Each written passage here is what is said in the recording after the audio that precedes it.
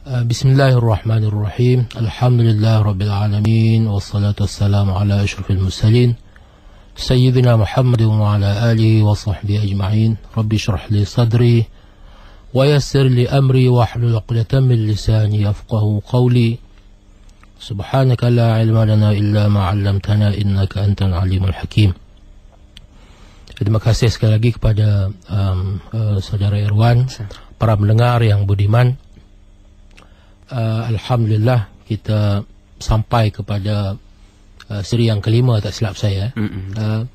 Dalam perbincangan perbahasan kita terhadap risalah yang ditulis oleh Syekh Yusuf bin Ismail An-Nabhani yang berjudul Khulasatul Kalam fi Tarjihi Dinil Islam, kesimpulan kalam pada mentarjihkan agama Islam. Kita sudah sampai kepada seri yang kelima, dan saya harap para pendengar masih lagi setia bersama dengan kita kerana masih panjang lagi. Walaupun risalah ni pendek sahaja, tetapi perbahasannya itu adalah suatu perbahasan yang perlukan kepada penelitian. Jadi kita bertatih-tatih, kita bergerak sedikit-sedikit. Jadi dalam perbincangan yang lepas, An-Nabhani mengajarkan kepada kita bagaimana berhadapan dengan orang-orang bukan Islam apabila kita berbicara tentang agama. Jadi kita naklah bermula dengan perkara yang menjadi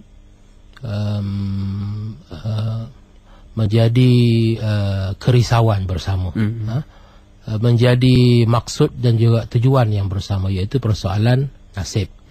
Nasib kesudahan kita, bukan nasib yang sementara, nasib kesudahan kita. Dan daripada situ kita bergerak kepada persoalan agama, kerana yang akan menentukan nasib kita di akhirat nanti tidak lain daripada agama. Falsafah ciptaan manusia, falsafah juga cuba untuk mengajarkan kepada manusia kehidupan yang baik. Itu niat mereka, untuk mengatur kehidupan dalam dunia ini sebaik-baik mungkin. Tetapi falsafah ini tidak memiliki daya untuk membicarakan tentang nasib akhirat. Tentang persoalan akhirat ini, persoalan yang tidak mampu ditanggapi oleh akal manusia. Jadi hanya dalam agama sahaja dinyatakan persoalan akhirat itu.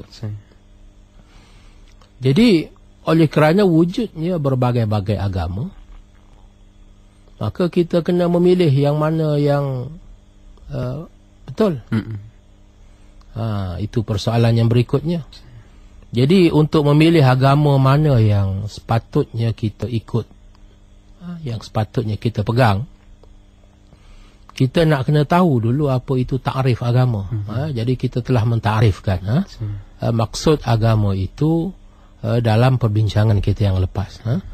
Kerana nak pilih agama ni, mungkin kita boleh ibaratkan macam nak pilih insurans lah.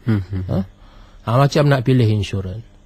Jadi tujuan apa kita beli insurans? Kita bayar beberapa ratus ringgit sebulan, supaya insurans itu kelak boleh memberi jaminan kepada kehidupan kita. Itu kalau kita beli insurans. Jadi kita nak kena pastikan apa dia bentuk perlindungan yang dijamin oleh insurans ini. Jadi kita nak kena tengok rekod insurans ini. Rekod dia baik ke tidak? Kita nak kena tahulah. Insurans ni jenis insurans yang senang semasa terima duit sahaja. Bila kita nak buat tuntutan, susah.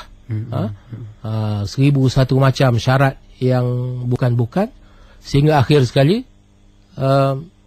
seolah-olahnya menjadi sia-sia kita beli insurans. Jadi itu dalam soal insurans. Agama juga satu bentuk insurans. Dan insurans ini adalah berkaitan dengan nasib kita yang akhir. Maka sayugialah kita memastikan agama yang kita pilih itu adalah benar-benar agama yang dikehendaki oleh Allah. Itu persoalannya bila kita nak bawa kepada perbincangan, nak memilih agama ini. Jadi An-Nabhani dah tunjuk dah perkara apa yang mesti kita kena teliti. Yang berkaitan dengan apa sejarah kebangkitan agama itu bagaimana, siapa dia Rasul ataupun yang membawa agama itu, siapa dia umat yang pertama menerima agama itu, dan bagaimana asal mulanya agama itu boleh sampai kepada kita. Jadi itu adalah antara perkara-perkara yang mesti kita teliti, sehingga kita temui ya di kalangan agama yang banyak-banyak itu yang mana yang patut kita anuti. Jadi sebelum itu kita nak kena, kata orang putih, suspend judgement dulu. Dia kata suspend dulu. Tangguh dulu. Jangan berpegang dengan apa-apa dulu. Walaupun setiap orang mungkin dah ada agama masing-masing, tapi untuk kita pertimbangkan agama-agama yang lain, maka kita nak kena keluar dulu. Nak kena keluar dulu. Jadi supaya kita boleh buat pertimbangan yang sewajarnya terhadap agama-agama yang ada itu. Sehinggalah kita jumpa yang terbaik, yang paling sesuai dengan tujuan kita hidup beragama. Seterusnya kita sambung apa yang disebutkan oleh An-Nabhani di dalam risalah beliau Khulasatul Kalam fi Tarjihi Dinil Islam. Kata beliau, فَإِذَا أَعْجَبَكَ ذَلِكَ, apabila perkara-perkara yang aku sebutkan tadi mendatangkan kekagumanmu terhadap agama berkenaan, dah cek faktor apa, aspek-aspek ini, kita rasa kagum dengan agama itu. وَرَأَيْتَ رُجْحَانَهُ عَلَى الدِّينِ الَّذِي نَشَأْتَ عَلَيْهِ, kemudian kau lihat setelah dibuat perbandingan bahawa agama itu lebih baik daripada agama yang engkau pegang selama ini. Fattabi'hu, maka ikutlah agama itu. Tujuan kita beragama bukan semata-mata nak bertaksub kepada pegangan datuk nenek kita. Kalau sekadar nak bertaksub, habislah. Maknanya tak ada gunalah. Tak ada gunalah berbincang. Kalau kita seorang yang taksub. Tapi kalau kita beragama itu ada tujuan. Tujuan kita adalah untuk keselamatan kita, maka kita kena pilih agama yang paling menjamin keselamatan kita. Macam kita beli insurans tadilah. Walaupun kita dah ada insurans, tapi kita dapati ada insurans yang lebih baik. Coverage dia lebih bagus. Jumlah yang dia bayar lebih banyak kepada kita. Jadi kenapa kita nak bertaksub kepada insurans kita yang lama tu? Kenapa tidak sahaja kita bertukar kepada insurans yang baru? Sedangkan kita membayar jumlah yang sama, contohnya. Jadi begitulah juga dalam soal agama, lebih-lebih lagi setelah kita membuat perbandingan, yang ni yang dikatakan perbandingan agama itu. Setelah kita buat perbandingan daripada berbagai-bagai aspek, kita dapati agama yang kita temui itu lebih baik daripada agama kita yang asal. Maka kata An-Nabhani, nasihat An-Nabhani, kau ikutlah yang mana engkau dapati lebih baik itu, yang lebih sempurna itu. Waj'al 'aqlaka hakiman 'ala nafsika, dan engkau jadikan akal engkau itu sebagai hakim, sebagai penentu ke atas nafsumu. Kita sebut sebelum ni soal nafsu ini dia cenderung untuk ikut apa yang dia biasa. Kita dah membesar dengan agama itu. Kita dah membesar dengan persekitaran itu. Kita dah membesar dengan pekerjaan itu. Maka nafsu kita tak suka nak tukar kepada yang lain. Itu nafsu. Jadi sekarang ni Nabhani nak mengangkat darjat kita daripada mengikut nafsu kepada mengikut akal. Dia kata, dah akal engkau dah mengkaji, akal engkau sudah menyelidiki, dan akal engkau sudah mendapati bahawasanya agama ini lebih baik daripada agamamu yang asal. Maka engkau kena ikut akal, jangan ikut nafsu, kata Nabhani. Begitulah dia mengajar kita bergerak daripada satu tahap kepada satu tahap dalam perbincangan kita dengan saudara kita yang bukan Islam ini. Jadi dalam perbincangan ini kita sendiri pun sebenarnya belajar, bukan tak mungkin kita boleh mengadakan perbincangan itu kalau kita sendiri pun tidak menguasai pokok perbincangan. Jadi kita nak cakap tentang agama lain, kita nak kena belajar tentang agama-agama lain. Paling-paling kurang perkara asas tentang agama-agama lain. Dan pada zaman sekarang ini, dengan kemudahan teknologi maklumat yang begitu mudah, kata orang, maklumat di hujung jari. Asalkan kita mahu saja, kita boleh dapat berbagai-bagai maklumat. Berbagai-bagai maklumat tentang agama Kristian, tentang agama Yahudi, tentang agama Majusi, tentang agama-agama Timur, agama Jepun, agama Cina, agama Hindu. Asalkan kita ada kehendak.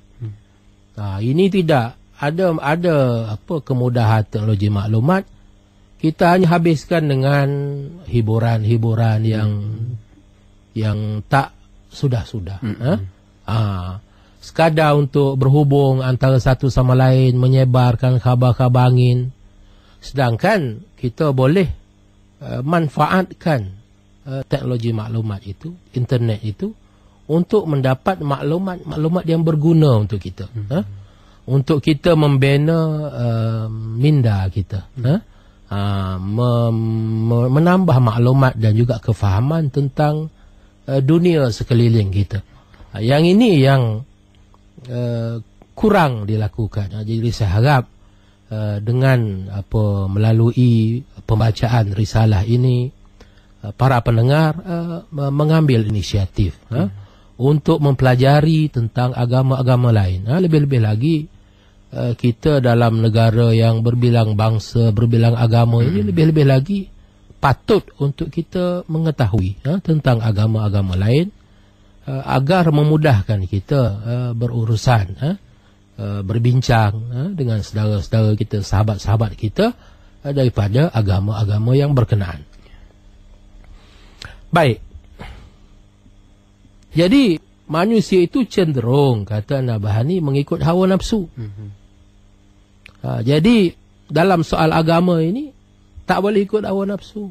Dia nak kena jadikan akal itu sebagai hakim.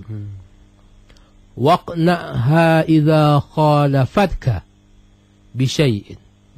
Dan hendaklah kau puaskan dia, nafsu tadilah, apabila nafsu itu cuba menyanggahimu dengan sesuatu pandangan. Nak kena pujuk lah nafsu tu. Macam mana? Wa huwa an tad'a jami'a ma takhshahu min al-'ari wa suqutil manzilah. Bagaimana caranya? Kata Nabhani, caranya ialah dengan engkau meletakkan segala apa yang engkau bimbang, segala apa yang engkau takut berlaku. Contohnya rasa malu, aib, dan juga jatuh kedudukan inda ahlika wa qaumika, di hadapan kaum keluarga dan juga sahabat handaimu. Alladzina nasya'ta ma'ahum ala dhalika ad-din, yang engkau hidup bersama dengan mereka beragamakan agama berkenaan.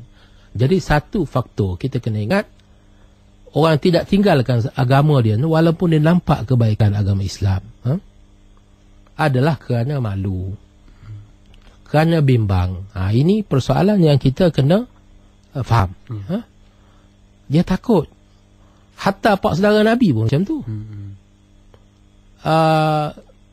Tindakan itu walaupun dia tahu Muhammad itu siapa, dan dia tahu agama yang dibawa oleh Muhammad, anak saudara dia itu adalah agama yang baik. Bahkan yang peliknya, dia sendiri mempertahankan Muhammad. Orang tak berani usik Nabi kita SAW kerana Abu Talib. Tapi dia sendiri tak terima agama Islam. Kerana apa? Kerana ini soal maruah. Kerana ini soal air muka. Dia takut malu di hadapan kaum kerabat. Takut malu di hadapan pemuka-pemuka Quraisy pada masa itu. Macam mana pergi ikut agama anak saudara? Engkau sanggup tinggalkan ajaran nenek moyang. Jadi itu menyebabkan serba salah. Apatah lagi orang yang sudah ada keluarga sendiri, maka dia menjadi begitu sukar untuk dia berpisah dengan agama dia selama ni. Kerana itu menyebabkan dia mungkin boleh terpisah daripada isterinya, suami terpisah daripada isteri, isteri terpisah daripada suami. Mungkin dia akan dipulaukan oleh anak-anak dia, mungkin dia akan dipulau, dimarahi oleh ibu bapa dia. Maka kita nak kena faham, ini adalah suatu halangan psikologi. Jadi kita kena membantu mereka ini. Kita kena membantu untuk mengatasi halangan ini. Bagaimana caranya? An-Nabhani kata, engkau kena letak ketakutan itu. Rasa malu, bimbang, takut jatuh air muka. Alladhi zahara laka butlanahu. Daripada beragamakan agama yang telah zahir kepada engkau kebatilannya. Setelah dia buat kajian, dia dah tahu dah. Sampai kesimpulan memang agama ni tak betul. Agama yang aku pegang selama ni tak betul. Tapi masalahnya aku malu nak tinggalkan agama ni. Aku takut dipulaukan. Aku bimbang itu, aku bimbang ini. Wa mu'adatihim laka, dan juga mungkin perseteruan mereka terhadap engkau. Ini benda yang benar-benar berlaku. Bukan setakat malu, boleh jadi juga mereka itu akan mendendami. Mereka itu mengancam nyawa, keselamatan. Wa idrarahum bidunyaka, dan ancaman mereka terhadap kehidupan dunia. Fi kaffati mizan. Dia panjang ayat dia tu. Kau letakkan semua benda tadi, kebimbangan tadi, rasa malu, takut, ancaman nyawa, ancaman terhadap harta, kehidupan dunia. Kau letak semua itu di atas satu neraca timbangan. Sebab kita nak kena timbang baik buruk tukar agama ni. Okeylah, engkau rasa bimbang, kau rasa takut, tapi letak semua itu di atas satu timbangan. Kata An-Nabhani. Wa tad'u al-halaka al-abadiyya wal-'adhab ad-da'im alladhi yatarattabu 'ala baqa'ika 'ala ad-din al-batil fil kaffati al-ukhra. Dan engkau letakkan kemusnahan yang abadi dan juga azab yang berkekalan akibat daripada engkau terus-terusan beragamakan agama yang batil tadi pada satu lagi neraca. Kau timbang macam tu. Di satu, bayangkan ada satu dacing.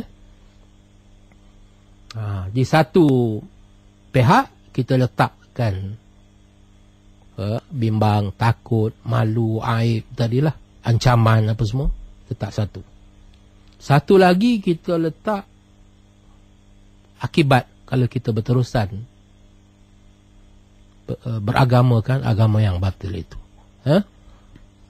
Kita akan mendapat azab yang kekal abadi di akhirat nanti.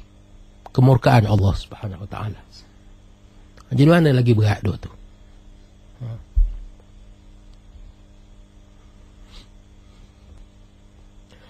Tajidu ad-darar alladhi hasala laka, engkau nescaya engkau akan dapati bahawa mudarat yang akan menimpa dirimu binisbati ila ad-darar alladhi takhallasta minhu, dibandingkan dengan mudarat, akibat buruk yang engkau terlepas daripadanya. Kadzarrati bin nisbati ila samawati wal aradin, seumpama satu zarah, satu atom berbanding dengan langit dan bumi. Nak banding ni kan dua tu tak boleh dibanding. Betul lah ada mudaratnya, mungkin ada mudaratnya, mungkin orang tu kena pulau, mungkin kita biasa dengar je rancangan Radio IKIM pun. Kita ada rancangan apa dia, Islam Agamaku, Islam. Jadi kita dengar kisah-kisah saudara-saudara kita yang memeluk agama Islam. Biasa kita dengar cerita mereka ini di pulau, dihalau oleh keluarga. Sebahagian itu mendapat ugutan terhadap nyawa, dihalau keluar, hilang segala-galanya. Jadi itu adalah suatu yang betul berlaku, dan kesannya itu berat kalau orang tu tak betul-betul kuat, dan kalau orang tu pula tidak mendapat sokongan daripada kita, pastilah mereka berhadapan dengan kesukaran yang besar untuk bertukar agama, untuk memilih jalan yang ditentukan oleh diri mereka sendiri, berdasarkan kepada akal yang waras dan pilihan yang sendiri. Jadi itu je, kita nak suruh setiap orang tu buat pilihan sendiri. Sebahagian besar daripada mereka mengikut agama-agama ini secara terpaksa. Sebahagiannya itu belum terbuka fikirannya itu kerana taklid. Ada mengikut ajaran datuk nenek moyang. Pasal apa? Salah satu sebabnya kita sendiri pun tak buka perbincangan. Nak buka perbincangan macam mana? Kita sendiri pun tak mampu nak berbincang. Asal bercakap aja, cakap pada benda yang tak berfaedah. Bercakap soal-soal keduniaan semata-mata. Jadi nak cakap tentang agama, tentang kepercayaan, kita sendiri pun tak ada maklumat.